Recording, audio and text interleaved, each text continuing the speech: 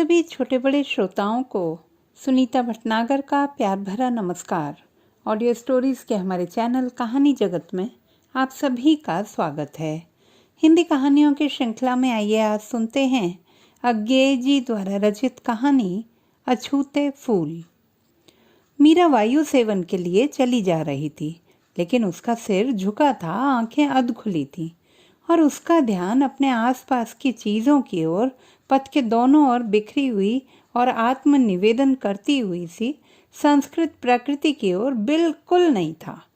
मीरा की आयु 26 वर्ष की हो गई थी। इन 26 वर्षों में वयस्क हो जाने के बाद मीरा ने अपने कॉलेज के 4 वर्ष पूरे करके बीए की डिग्री प्राप्त कर ली थी और उसके बाद क्रमशः राजनीति में हिस्सा लिया था। जेल भी हो आई थी। सोसाइटी में, सभ्य समाज में भी मेलजोल बढ़ाया था उसने और अपना स्थान भी बना लिया था। बीमा की एजेंसी भी की थी। कहा जा सकता था कि उसने अपने समाज में सफलता प्राप्त की थी। पुरुषों पर प्रभाव डालने की उसमें कुछ विशेष शक्ति थी। उस शक्ति को प्रतिभा कहें तो अनुचित ना होगा। मीरा के हमजोली सभ्यों की भाषा में कहा करते थे, she has a with man. अब भी घूमते समय अपना ध्यान आसपास के सौंदर्य से खींचकर अपने ही भीतर समेटे मीरा इस बात को सोच रही थी। जहाँ तक उसकी याद जाती थी, अपने पिछले 10-1 वर्षों में जब से उसने होश संभालकर आत्मनिर्णय का अधिकार पाया और विद्यार्थी समाज के स्वच्छंद वातावरण में पैर रखा, तब से उसे एक भी पुरुष ऐसा नहीं मिला था जो उसके संपर्क में आया हो और अप्रभावित रहा हो। पुरुष आते थे, कोई झुककर, कोई अकड़कर, कोई लोलुप भाव से, कोई कठोर उपेक्षा से, लेकिन फिर मानो उन पर कोई सम्मोहिनी सी छा जाती थी। मानो उनके पंख भीग जाते थे और फड़फड़ाना बंद हो जाता था। या यूं कहें कि किसी फैंसी नस्ल के पालतू कुत्ते की तरह वे मीरा के पीछे पीछे दुम हिलाते चल पड़ते थे। मीरा उनसे खेलती थी, उन्हें नचाती थी, उनसे काम लेती थी। कुत्तेपन के कारण वे सेवा करते थे, यद्यपि फैंसीपन के कारण वे मुंह लगे भी होते थे और मानो थोड़ी सी दुलार पुचकार के भूखे भी। मीरा इस बात को जानती थी और इसकी अनदेखी भी करती नहीं थी। लेकिन इतना होने पर भी मीरा ने पुरुषों से एक विशेष दूरी कायम की थी, एक अलगाव स्थापित कर रखा था। इतने पुरुषों के संपर्क में आकर, उनसे मिलजुल कर, उनसे मिक्स करके भी वह अछूती रह गई थी। अछूती ही नहीं, अस्पृश्य भी। उसे इसका अभिमान भी था। स्त्री के लिए पुरुष समाज में आकर भी उससे बचे रहना एक बड़ी बात होती है। और फिर भारत के नव संस्कृत समाज में, जिसमें आचार के पुराने शास्त्र नष्ट हो गए हैं और नए स्टैंडर्ड बन नहीं पाए हैं, स्त्री के लिए अपने शील की रक्षा करते हुए चलना तो बहुत ही बड़ी बात है। मीरा ने यही महान कार्य बड़ी सफलता से किया था और उसका अभिमान अनुचित नहीं था। इस समय टहलने के लिए घर से निकलकर पैदल घूमती हुई मीरा इसी बात पर विचार कर रही थी। मन ही मन एक एक करके उन लोगों को गिन रही थी जो उसके अर्दली में आए थे, जो उसके जीवन की रंगशाला में अपना पार्ट अदा कर रहे थे। कोई नाच कर, कोई झल्ला कर, कोई हंस कर, कोई रोनी सूरत बनाकर, और जिन्हें एक एक करके उसके मंच पर से उसने हटा दिया था। अवश्य में वह अपनी सफलता के लिए अपने को बधाई दे सकती थी। कीच में कमल की उपमा शायद एक अनुचित डींग हो, लेकिन वह अपनी तुलना उस मधुमक्खी से अवश्य कर सकती थी जो भांति भांति के फूलों का रस लेकर मधु संचय करती है, पर अपने पंख कभी उसमें लिपटने नहीं देती। यही सब सोचती हुई मीरा टहलने जा रही थी, लेकिन वह प्रसन्न नहीं थी। वह स्वयं को बधाई देती जा रही थी, लेकिन उसका मन मुरझाया हुआ था। उसके बधाई के शब्द मानो अर्थहीन थे। वह उन्हें दोहरा दोहरा कर भी उनसे जरा सा भी संतोष या आनंद नहीं खींच पाती थी। उसके पैर पथ पर क्रमानुसार पड़ते जा रहे थे। यही उसका टहलना था। मीरा का रास्ता पूर्णतया निर्विघ्न नहीं था। सांझ घिरती आ रही थी और अधिकांश सैर करने वाले, मुख्यतया बूढ़े, औरतें, बच्चे, अपने अपने घर घोंसलों की ओर चल दिए थे। फिर भी जब तब उस संकरी सड़क पर कोई साइकिल सवार नवयुवक सैलानी आ निकलता और मीरा के पास से सर्राता हुआ चला जाता, तब मीरा को चौंक कर एक ओर हटना पड़ता। उस ढंग के सैलानी प्रायः बिना रोशनी के घर से निकलते हैं और फिर वक्त तंग पाकर खूब तेजी से घर की ओर साइकिल दौड़ाते हैं। घंटी बजाना या ब्रेक लगाना उनके लिए महापाप का गौरव प्राप्त कर लेता है, और जो जरा मनचले होते हैं वे हैंडल को हाथ से छूना भी अनुचित समझते हैं। तब एक अवस्था ऐसी आती है कि सतयुग से हमारा युग बढ़ता जाता है। सतयुग में लोग परलोक की तलाश में फिरते थे और वह लभ्य नहीं होता था। अब परलोक ही मुंह बाए फिरता है और पैदल चलने वाले लोगों को अपनी जान बचाकर भागना पड़ता है। यह बात नहीं थी कि मीरा को इस ढंग के लोगों पर क्रोध आता हो। साहसिक वृत्ति उसमें पर्याप्त मात्रा में थी और खतरे का नशा वह खूब पहचानती थी। लेकिन उस समय उसे अकारण क्रोध आया हुआ था। वह भीतर ही भीतर कुढ़ रही थी। उसके मन में बार बार एक खुजली सी हो उठती थी कि किसी से कठोर व्यवहार करे, किसी से लड़े, बुरी तरह पेश आए, किसी को चोट पहुंचाए, किसी चीज को बिगाड़ दे। क्यों, किसे, कैसे, और यह सब उसके आगे स्पष्ट नहीं था। पर उसका मन मनुष्य मात्र के प्रति एक तीखी अप्रीति से लबालब भर रहा था और छलका पड़ता था। सामने से जो लोग साइकिलों पर आते मीरा घूर कर उन्हें देखती। जो कुरूप होता वह उसके रोष से बच जाता, लेकिन औरों पर वह ऐसी दृष्टि डालती मानो उन्हें भस्म कर डालेगी। प्रत्येक ऐसे आगंतुक के साथ उसका रोष बढ़ता ही जाता।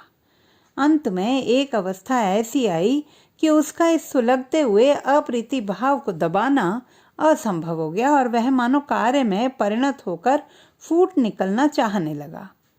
दूर से ही साइकिल की घंटी सुनकर मीरा कुछ चौंकी। फिर उसने पथ पर से एक छोटी सी टूटी हुई डाल उठा ली। सामने ही सड़क का मोड़ था। शायद इसीलिए आते हुए साइकिलिस्ट ने घंटी बजाई थी। धुंधलके में मीरा उसे तब तक न देख सकी जब तक कि वह बहुत ही पास न आ गया, और तब एकदम से उसने वह छोटी सी डाल साइकिल के पहिए की ओर फेंक दी। साइकिल तीव्र गति से जा रही थी। डाल की लकड़ी पहिए की सलाइयों में अड़ गई और साइकिल लड़खड़ाई और एकदम से रुक गई। सवार उस पर से उछलकर 6-7 फुट दूर जाकर औंधे मुंह गिरा। एक बाह से उसने शायद अपना मुंह बचाया था, पर उसका सिर सड़क के किनारे के एक पेड़ से टकरा गया। साइकिल क्षण भर बिना सवार के ही खड़ी रही, फिर कुछ इंच आगे सरक कर एक और गिर गई। विद्युत गति से हो जाने वाली इस घटना की पहली प्रतिक्रिया मीरा के मन में एक तीव्र आनंद के रूप में प्रकट हुई। वह आनंद जो विजय के बाद होता है, जब बहुत दिनों की अनेक असफलताओं के बाद एक दिन एकाएक सफलता मिल जाती है। एक दूसरे ही क्षण उसने जाना कि वह उल्लास जीत का नहीं है, कुछ काम कर लेने का भी नहीं है। उल्लास का कारण यह है कि अब सामने कुछ काम करने को है। कैदी को जब मुक्ति मिलती है ना, तब एक तरह का आनंद उसे होता है, पर इस समय मीरा को आनंद हो रहा था जैसे कि बहुत दिनों से कालकोठरी में निकम्मे पड़े हुए कैदी को उस समय होता है जब उसे मशक्कत दी जाती है, फिर वह चाहे पत्थर कूटना हो या जगोई या कोल्हू ही क्यों ना हो। मीरा लपक कर उस आदमी के पास पहुंची। वह सड़क पर फैला हुआ पड़ा था। उसके शरीर में किसी तरह की गति नहीं थी। मीरा ने कलाई पकड़कर देखा, वह नब्ज भी नहीं पा सकी। उसने युवक का सिर उठाया, वह भारी जान पड़ा और एक और लुढ़क गया। तब मीरा एकाएक घोर चिंता से सिहर उठी। आंखें फाड़ फाड़ कर वह देखने लगी, कभी युवक की ओर, कभी साइकिल की ओर और कभी अपने उस हाथ की ओर जिसने वह डाल पहिए में अटकाई थी। बहुत शोर के बाद एकाएक अगर मौन हो जाए तो हमारे भीतर से ही मानो कोई चीख उठता है और नीरवता नहीं होने पाती। मीरा के भीतर भी कोई एकाएक पुकार उठा कि सड़क पर कोई नहीं है, आसपास कहीं कोई नहीं है, सैर का समय खत्म हो गया है। और बरसों बाद अब मीरा की नई शिक्षा उसके काम आई। उसने बिना किसी प्रकार के संकोच या झिझक के उस बिल्कुल अजनबी नवयुवक को घुमाकर सीधा किया और ओ लॉर्ड कहते हुए बाहों में उठा लिया। बोझ बहुत अधिक था, लेकिन परिताप में दानवी शक्ति होती है। लगभग 1.5 फरलांग चलकर मीरा एक चौराहे पर पहुंची जहां एक बेंच पड़ी हुई थी। मीरा ने हुफ कहकर युवक को उस पर डाला, फिर कुछ बढ़कर एक तांगे वाले को पुकारा और उसकी मदद से युवक को तांगे में लाद कर कहा, चलो अस्पताल। अस्पताल के दुर्घटना वार्ड के बाहर के बरामदे में मीरा बैठी है। उसे वैसे ही बैठे हुए लगभग पौन घंटा हो गया है। बेंच पर वह बिल्कुल सीधी बैठी है। मुख पर जरा भी मलिनता नहीं है, किसी तरह की गति नहीं है। वह आंख भी नहीं झपकाती है, लेकिन इतने काल का वह निश्चल तनाव ही प्रकट करता है कि उसके भीतर कैसी अशांति भर रही है। मीरा मानो अपने नाड़ी स्पंदन के साथ ताल देती हुई गिनती जा रही है कि उस घटना को कितनी देर हो गई है, प्रति सेकंड कितनी और देर होती जा रही है। आखिर डॉक्टर ने आकर आश्वासन देते हुए कहा, अब कोई चिंता की बात नहीं है। क्या? डॉक्टर ने अपने स्वर में कुछ घनिष्ठता, कुछ वात्सल्य लाकर पूछा। आपके कोई संबंधी हैं क्या? मीरा ने जल्दी से कहा। नहीं, सड़क पर एक दुर्घटना हो गई, वहीं। डॉक्टर ने कुछ बदले हुए दैनिक व्यवहार के, यद्यपि अब भी दया भरे स्वर में कहा, कोई फिक्र नहीं, बच जाएगा। मीरा बेंच पर से उठकर एकदम चल दी। डॉक्टर की विनयपूर्ण प्रशंसा को स्वीकार करने या सुनने के लिए भी वह नहीं रुकी। आपकी सहृदयता। मीरा लौटकर सीधी ऊपर अपने कमरे में चली गई और धड़ाके से द्वार बंद कर खिड़की के पास बैठ गई। खिड़की खुली थी। आधी दूर तक लगा हुआ रेशमी छींट का पर्दा हल्के हवा के झोंके से मदमाता सा झूम रहा था, कभी भीतर की ओर, कभी बाहर की ओर। दूर घने नीले स्वच्छ आकाश में तारे टिमटिमा रहे थे। मीरा को याद आया जब उसने घोर आकांक्षा से भरकर उस बेहोश युवक की बंद पलकों को खोलकर भीतर झांका था। तब उसमें का स्वाभाविक आलोक बुझा हुआ सा था। आत्मा के वे द्वार बंद नहीं हुए थे, पर उनके आगे एक झीना सा पर्दा छाया हुआ था। उस फीके पड़े हुए चेहरे में वे जबरदस्ती खोली हुई आंखें ऐसी लगती थी मानो, लेकिन वह नहीं चाहती थी उस युवक की बात सोचना। उसे क्या अब उस युवक से? वह उसे अस्पताल पहुंचा आई है, वह ठीक है, अब मर नहीं जाएगा। लेकिन उसका चेहरा मीरा की आंखों के आगे फिरने लगा। नहीं, मीरा ने अपने ओंठ जरा से काट लिए। वह नहीं देखेगी, वह चेहरा, वह पीड़ा से सिकुड़ा हुआ शरीर, वह नहीं देखेगी। लेकिन क्या नहीं देखेगी? यह दोहराते हुए तो वह बार बार उसे देखती ही जा रही है। उसने फिर ओंठ काट लिया, मुट्ठियां भींच ली। एक मुट्ठी में अभी तक वह फूल दबा हुआ था जो उसने टहलते समय राह के किनारे लगी क्यारी में से तोड़ लिया था। अब तक वह उसे मुट्ठी में ही लिए हुए थी। मीरा का शरीर ढीला पड़ गया। उसका देर का संचित तनाव मिटने लगा। वह स्थिर अनदेखती दृष्टि से उस फूल की ओर देखने लगी। मुरझाया हुआ, कुचला हुआ, गर्मी और पसीने और दबाव से अपनी सफ़ेदी खोकर काला पड़ा हुआ फूल। उसे अपनी डींग याद आई। पंख में पंकज तो नहीं, पर हाँ, वह मधुमक्खी अवश्य जो अपने संचित किए हुए मधु में अपने पंख नहीं लिपटाती, फंसती नहीं, मुक्त ही रहती है, अछूती, अस्पृश्य। उसने फिर अपने होंठ काट लिए। अब की बार कुछ भुलाने के लिए नहीं, इस बार केवल उस एक शब्द के उच्चारण को रोक देने के लिए जो उसकी सारी विदेशी शिक्षा और सभ्यता और संस्कृति का निचोड़ बनकर उसके होंठों तक आया था। डैम। तब एकाएक उसकी आंखों से आंसू गिरने लगे, शब्दहीन लेकिन बड़े बड़े गोल गोल आंसू। तो दोस्तों, ये थी हमारी आज की कहानी।